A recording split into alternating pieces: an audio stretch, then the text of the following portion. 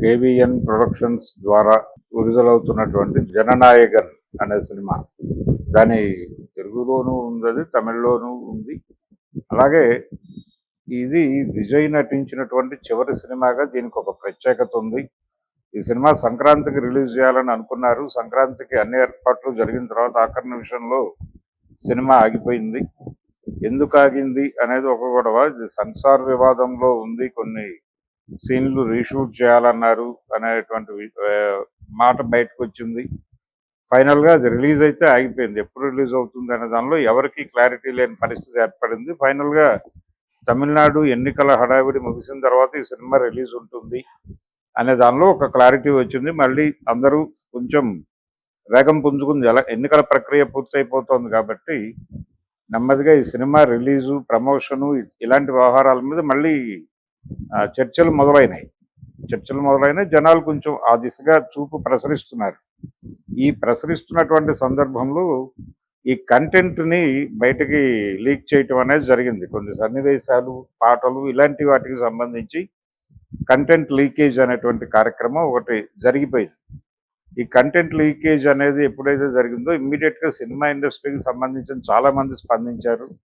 Megastar Chiranjeevi నుంచి విజయ్ దేవరకొండ వరకు అందరూ ఏం జరుగుతోంది ఇక్కడ అని చెప్పి చిరాకు పడ్డారు. రీసెంట్గా మనం చాలా సినిమాలకు సంబంధించి ఇలాంటి లీకేజీలు చూసాం. పాత రోజుల్లో అత్తారింటికి దారేది అనే పవన్ కళ్యాణ్ గారి సినిమా దాదాపు ఇంటర్వల్ వరకు బయటకు వచ్చేసింది సినిమా రిలీజ్కి ముందే.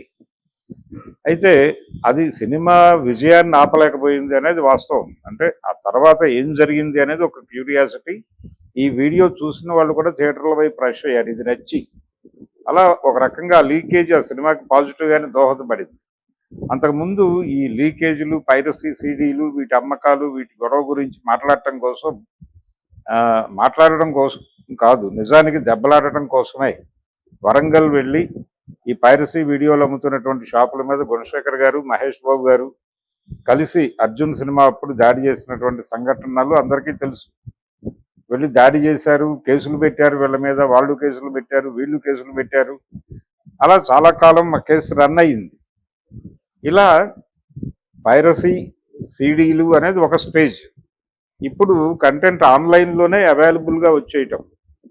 సినిమా రిలీజ్ అయినటువంటి షో పడిన ఒక 1 అవర్లో కంటెంట్ అవైలబుల్గా వచ్చేస్తుంది, ఫ్రీగా డౌన్లోడ్ చేసుకుని చూడటానికి. థియేటర్కి ఎందుకు వెళ్ళాలి? అంత అద్భుతము, అంత గొప్పగా ఉంది, ఇది థియేటర్లో చూడకపోతే కుదరదు అంటే అప్పుడు ఆలోచిద్దాము. లేకపోతే హ్యాపీగా రాత్రికి ఫోన్లో డౌన్లోడ్ చేసుకుని చూసేయచ్చు కదా సినిమా అనే పరిస్థితికి ప్రపంచం వెళ్ళిపోయింది. ఈ పరిస్థితికి ప్రపంచం వెళ్ళిపోవడానికి దానికి దోహదపడింది వీళ్ళే, ఈ పైరసీ కంటెంట్ ప్రొవైడర్సే.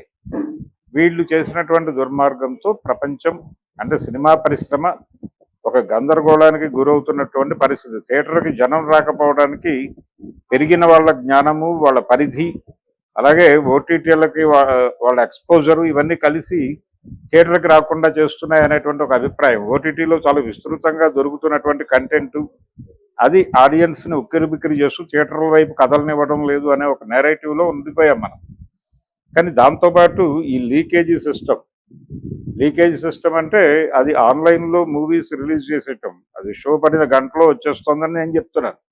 కానీ అసలు సినిమా రిలీజ్ కాకముందే కంటెంట్ బయటకు వచ్చేయటం అనేది ఇంకో దుర్మార్గం.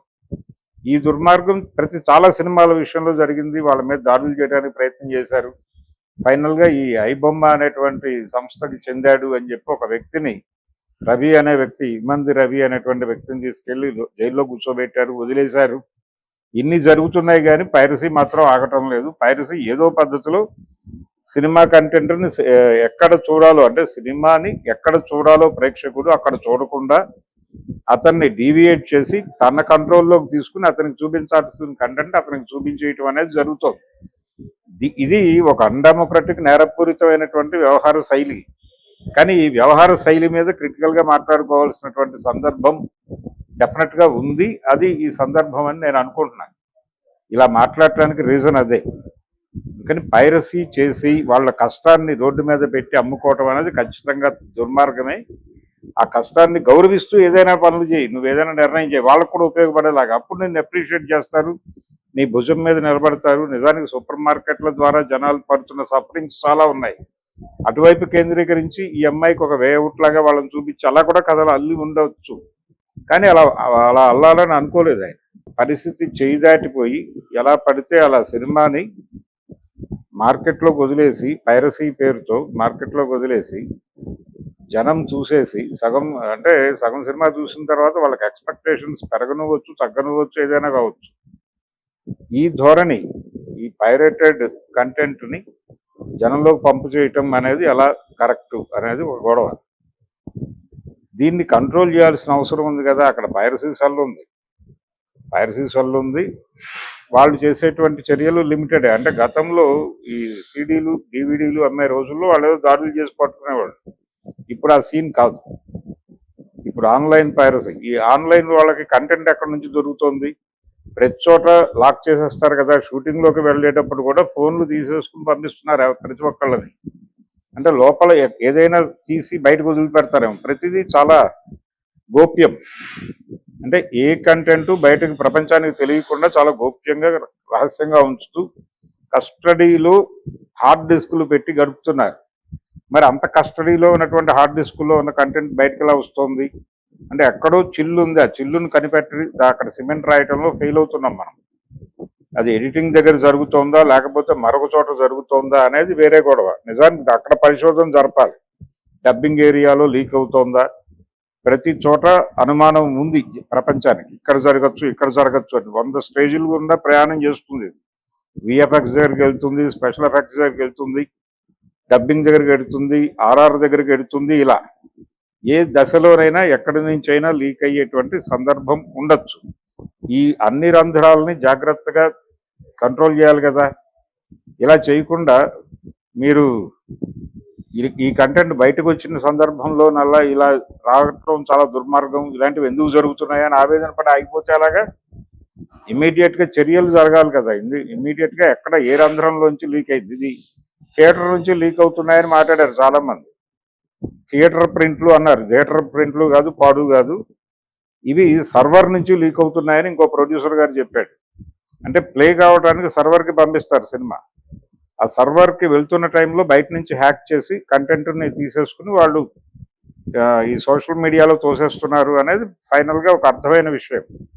కానీ ఇంకా సినిమా రిలీజ్ పక్కా కాలేదు, ఓకే కాలేదు, అది ఇంకా సర్వర్లోకి వెళ్ళలేదు. వెళ్లకుండానే లీక్ అయిందంటే ఇది ఇక్కడే ఉన్నాయి రంధ్రాలు. అంటే అది కూడా ఒక సోర్స్ కావచ్చు. మీరు సర్వర్లోకి పంపించేటప్పుడు దాన్ని హ్యాక్ చేసి రికార్డ్ చేసి ఆ కంటెంట్ని అమ్మేయటం అనేది ఒక పద్ధతి. అలాగే ఎడిటింగో లేకపోతే డబ్బింగో మరొకటో పని జరిగేటప్పుడు అక్కడికి వెళ్ళిన కంటెంట్ అది భాగాలుగానే కావచ్చు.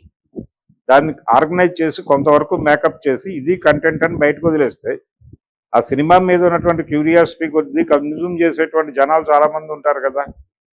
మరి వాళ్ళందరూ చూసేస్తారు కదా సినిమాని. వాళ్ళు థియేటర్కి వెళ్తారా? రెండోది ఒపీనియన్ స్ప్రెడ్ అయిపోతుంది సినిమా మీద. పాజిటివ్ ఆర్ నెగిటివ్ ఒక ఒపీనియన్ స్ప్రెడ్ అయిపోయాక థియేటర్లో సర్ప్రైజింగ్ ఎలిమెంట్స్ అనుకున్నవన్నీ సర్ప్రైజ్ చేయకపోతే అప్పుడు లాస్ అవుతుంది. ఇప్పుడేమో ఆల్రెడీ కంటెంట్ చూసేసాం కాబట్టి ఇంకా థియేటర్కి ఎందుకు వెళ్ళాలి అని జనాలు మూవ్కారు.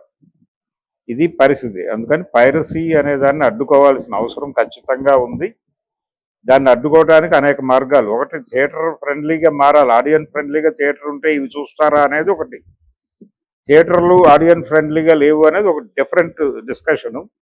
ఆ ఏరియాకి వెళ్ళకపోయినప్పటికీ సినిమా థియేటర్ ఆడియన్స్ ఫ్రెండ్లీగా ఉంటే ఇది తగ్గిపోతుంది అనే ఆర్గ్యుమెంట్లో డెఫినెట్గా నిజం ఉంది.